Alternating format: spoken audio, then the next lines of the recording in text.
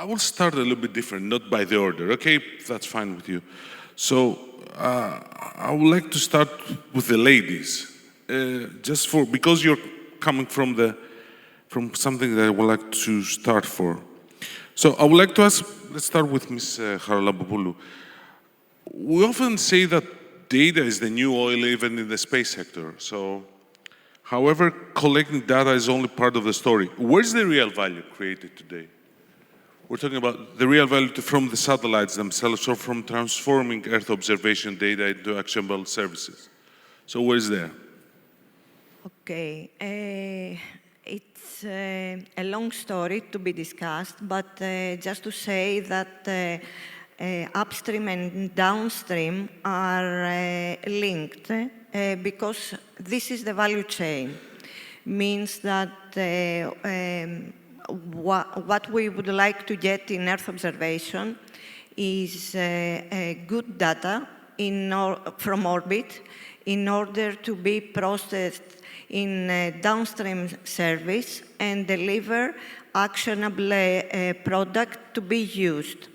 So as it is well described, this value chain is the only way to do it in a proper matter, and as add-on to that, the latest years we have seen also artificial intelligence on board, means embedded systems in the era of the new space that are delivering small services because the new space is LEO satellites. And these embedded systems can also deliver products tailor-made to specific needs.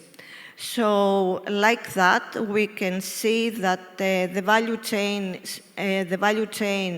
is time to time enhanced because the technology is going forward, and like that, also this value chain is what space is.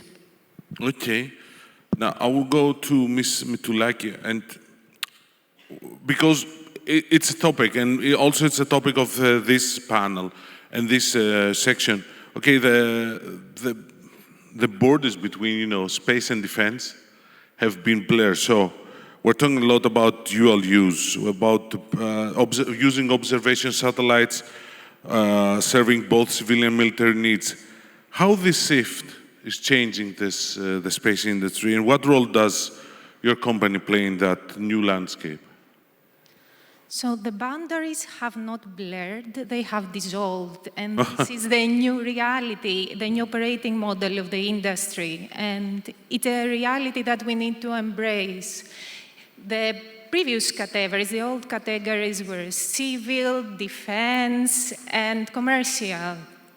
But this was not a technology issue. It had everything to do with the customer and the procurement model. The pixel was the same. The difference... So whatever the customer wants, right? That's what you're saying. Whatever the customer needs. Who is the customer? Okay. Yeah, exactly. The pixel is always the same. The difference is the decision maker. So imagine, for example, an image of a flooded coastline. It can serve insurance assessment, it can serve defense and intelligence, it can serve disaster recovery response. So the technology was always dual use. So what really moved us there? So we had governments building... The microphone a little bit closer to your mouth. It's like what the singers are doing. So the governments were building bespoke space systems over long timelines. Commercial companies started moving faster with smaller satellites, lower cost to launch, faster iteration, and much better revisit rates. So governments saw that and started investing in this type of commercial companies, and these commercial companies started building systems designed for the sovereign customers that require reliability, security, and trust. ICEYE is a great example of this shift. ICEYE's first problem was the monitoring of sea ice in the Arctic. So what they had to solve, they wanted to monitor an area covered with clouds and half the year in darkness. So that led to the development of a miniaturized SAR, a radar satellite that can see through darkness and under cloud cover. Another great example is the Greek case of ICEYE with the two SAR satellites built in Athens, launched in November, and now in orbit serving civil protection, serving defense, and maritime security. So this is dual use in real action. Okay, I think the best answer was the first when you said the borders are dissolved. So that was, that was really something. And that also gives me a pass, let's put it this way, to ask Mr. Adamsky, because before you were presenting a little bit about the satellite stuff like that. But from your perspective, how's the role of space technologies has now evolved in supporting defense, resilient, national security challenges? Okay, so in my perspective, space is no longer just an enabler. It has become a starting point. And I think the generals would agree with me that the domain is the starting point for everything. And a very good illustration is a recent remark made by the chairman of the US Joint Chief of Staff that noted that modern operations effectively begin in space before the first aircraft takes off or the first soldier moves.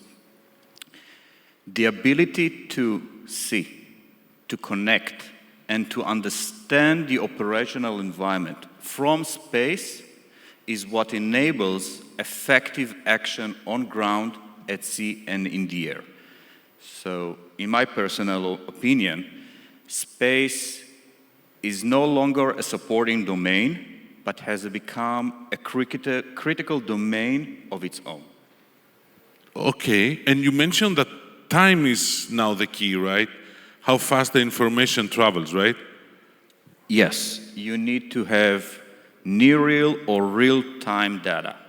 Because I want to ask Mr. Kalamaris about that, because I also believe that one of the greatest challenges in the military operations is time. That's what we're saying. The time takes from information to travel. So to travel from the battlefield to the command headquarters and go this whole circle. So what are your plans at EFA to address the challenge? And what difference could this make in strengthening Europe's defense capabilities? Yeah. Thank you, Dimitris. Thank you all. Actually, the yes, microphone a little bit close. Time is very critical. And from the experience we have in EFA from the operations in the field, what we have seen is that we have to address this critical challenge because it takes indeed a lot of time, the information to go around till the action takes place. We're talking about milliseconds sometimes, but these milliseconds count. Yes, that's what we're talking about now. Yes. And at the same time, till you take the decision, you have also to think about that the situation changes in the field. That is why EFA, with our partners, we plan to cope with that, to develop a low Earth constellation of satellites, a multi-sensor constellation. A LEO constellation? A LEO constellation, is correct. With some partners? With some partners, indeed. A LEO constellations that actually will be focused on the tactical operations. It will be a multi-sensor with multi-payloads, both communication, but also Earth observation and SAR payload. So as to deliver to the end user, this is what we call in our world the common operational picture in a very timely manner. And we hope that this network will be a part of the backbone of the air defense, of the European air defense. So you're planning, just to understand that, because yes. that's something that I have not heard from you. So just to understand that, you're going to launch a LEO constellation for communications users inside Europe to cover the needs of the military forces in Europe, right? Just to clarify that. Yes, actually, to be precise, we are going to design, manufacture, launch, and operate. All of that by FA Group and some... All that by FA Group along with our partners. The partners will be Greek or from outside? Now it's the journalists coming out, okay, you can understand. The partners will be Greeks and Europeans. So because I want to go now to the next topic, the strategic autonomy, and that is why we would like NEFA to control the whole manufacturing process from the space part, the satellites, the ground part, the ground stations, along with the user terminals, to make sure that the dependencies from the non-European technologies will be minimum. Okay. Thanks for that. Was okay. Something I really have to write it down. That's why. Mr. Vavouliotis, now I'm changing a little bit the subject. I understand, but you're coming from another part of this whole industry. Okay, so advanced materials rarely make the headlines. It's not a sexy story for the journalists. I know that, but I truly believe that they're fundamental to every modern satellite and space platform. So how are composite materials enabling the next generation of space systems, and what's the role of your company as well, if you can tell us there? Just a comment, we are... The microphone a little bit. That's what I said.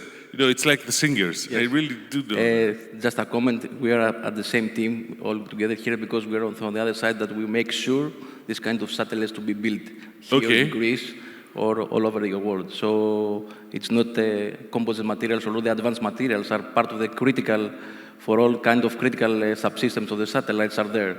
So we are here to build them at scale. For us, the important thing is that this kind of constellations need a secure supply chain, and this is where we have been investing, this kind of materials to be built and to be delivered to the customers when it is needed, and whenever it is needed. And this is where we are mainly focusing the last years, to increase our capability of production on quality and on cost.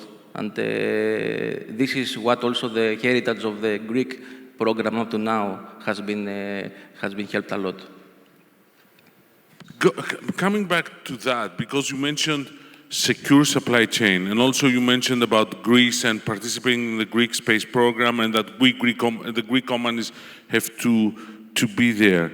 And as far as I know, your company has successfully positioned itself in very demanding international space and aerospace programs. So what does it take for a Greek deep tech company to become part of the global space supply chain, and what has been the company's journey there? Because something that we talked about a little bit yesterday, but I think it's something that you can contribute there as well.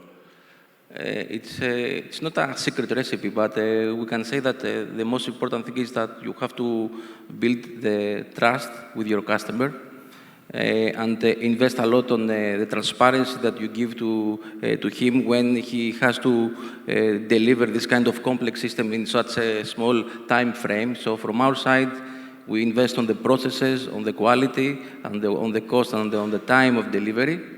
Because this is what the customer is requesting in order to deliver. So this is very, very important. And this is what we have been doing from the start of when we started the company, and we have been working together with the European Space Agency and the European Union, where they helped us to build here the capabilities to be able to work mission by mission, project by project with the customers and build this kind of trust.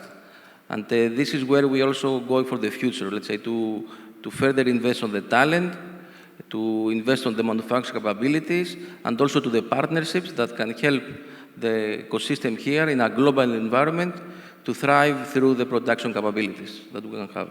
Okay, staying a little bit on the investment side, I would like to ask Ms. Mitoulaki, because you have announced a major investment, you've done a major investment here, you announced that they're going to expand.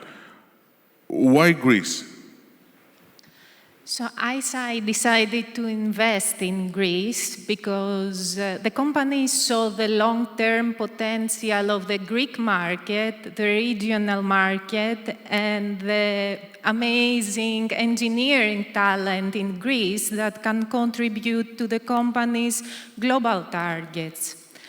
So Greece has two aspects that we really need to link to. In Greece, Earth observation is not theoretical. We are a country with a vast coastline, wildfire risk, flood risk. We are in a complex regional geopolitical environment, so the need is real. So moving to the second aspect, Greece is in this nice complex region in Eastern Mediterranean, between Balkans, Middle East, and North Africa. And Greece is a stable country inside the EU and NATO with proximity to markets that have direct need for this exact type of space technology. So manufacturing for ICEYE is one aspect, and of course is the base. ICEYE is a well-established now company in Greece. There is a legal team, a marketing team, an engineering, sales engineering team, system specialists, all on the ground.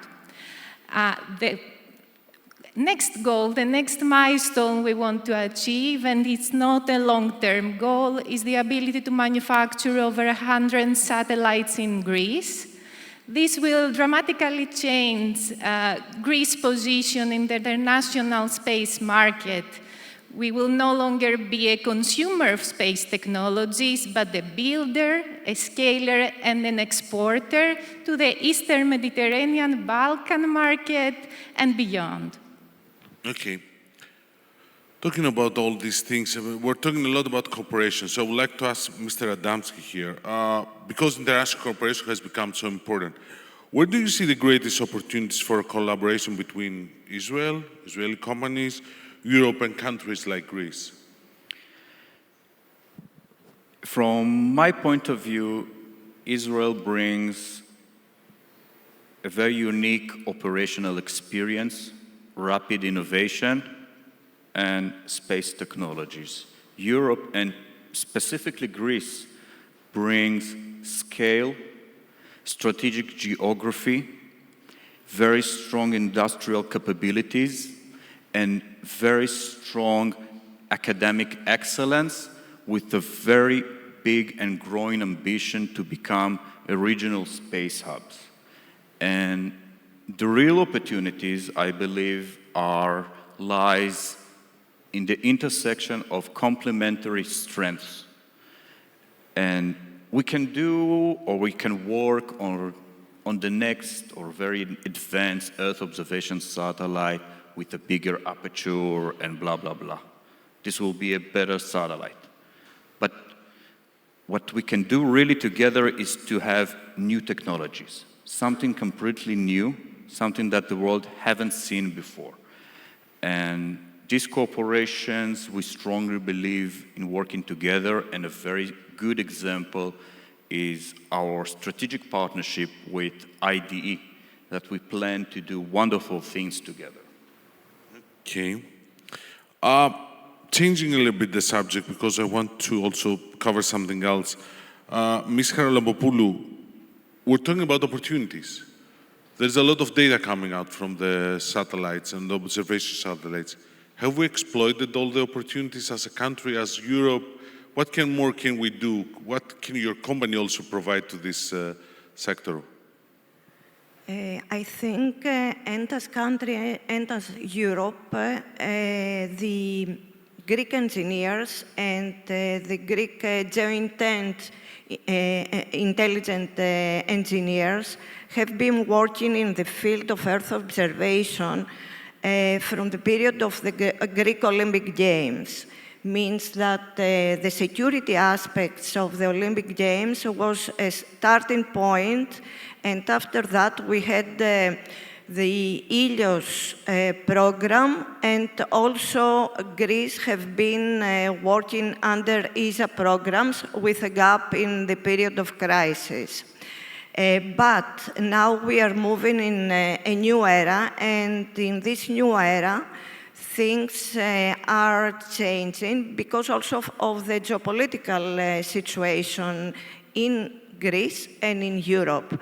What we need now is, in no time, to transform pixels to intelligence, and also to have the correct geolocation of the information that is in this value chain that I have already explained, in order to have access to ISR capabilities, means intelligence, surveillance, reconnaissance, in almost zero time.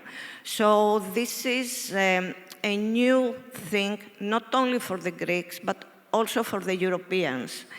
And there are European investments on that, means that there are bilateral collaborations between countries.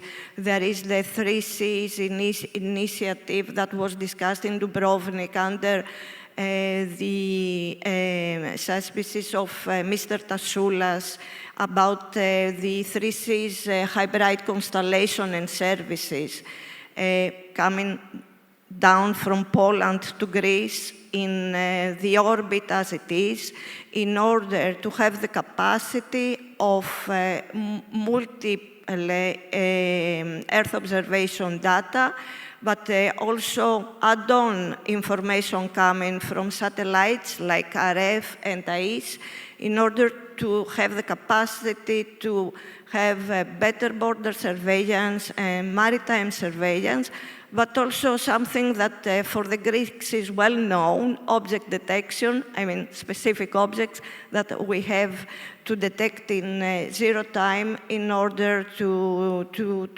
protect our country and the European borders. So this is something new. This came out the latest 4 years, and there are a lot more things to do on that.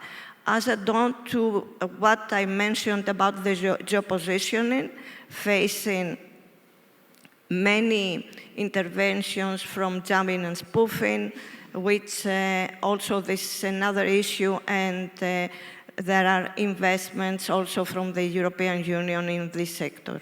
So the thing is that we have to have all this data and put them all together and try to have them, to take them more advantage of them, right? More in yeah, general. I mean, the technology is there. There is this need of data fusion, machine learning, deep learning algorithms are there.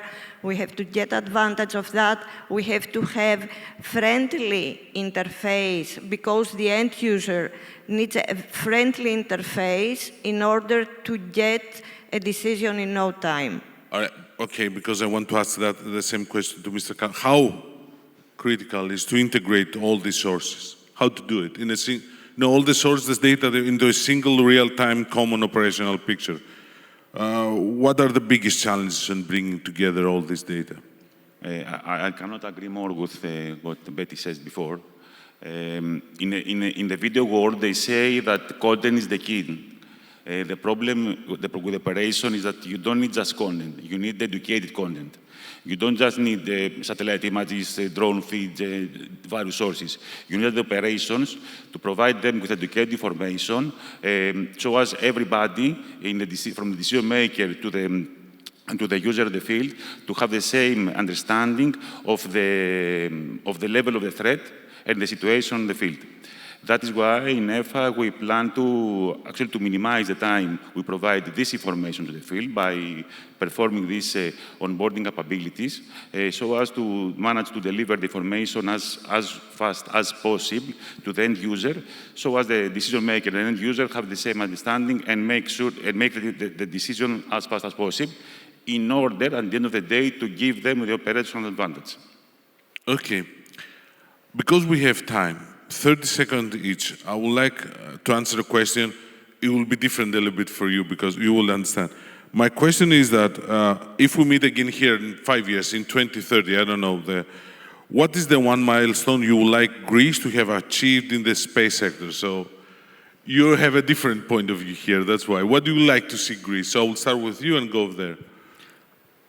I think the first row will agree with me that in 5 years, Greece will have its own project for indigenous high-end big satellite. Okay, that's good. Mr. Kalamaris, the milestone. What should we do? What should be the one milestone that we'll be happy with that as Greece? As the General Secretary said, we should be, with a new call, we should be in the Champions League.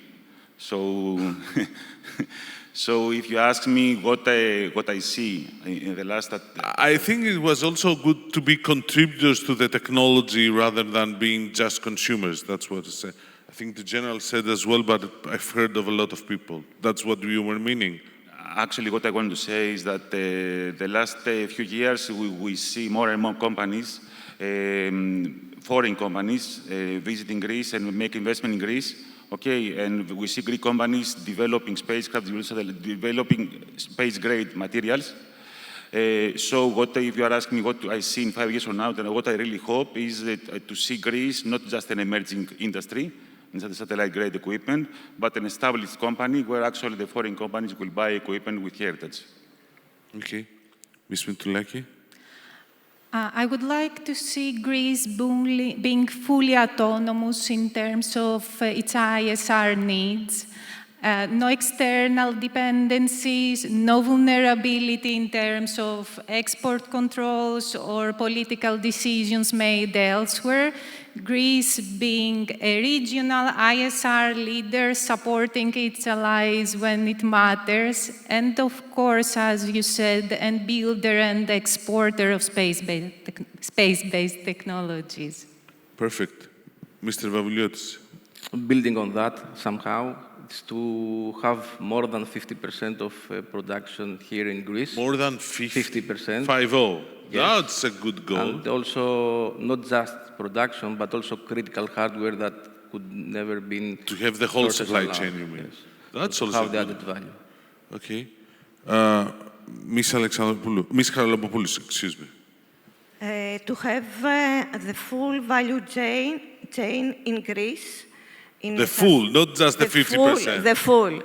I don't speak for percentages, but because they're already mentioned from the Prime Minister 10 days ago at the 50%. So the full value chain and a sustainable process, that this sustainable process will give standardized products because ISR needs standardized products and Greek engineers can do this. Thanks very much, everybody. Ένα χειροκρότημα, παρακαλώ.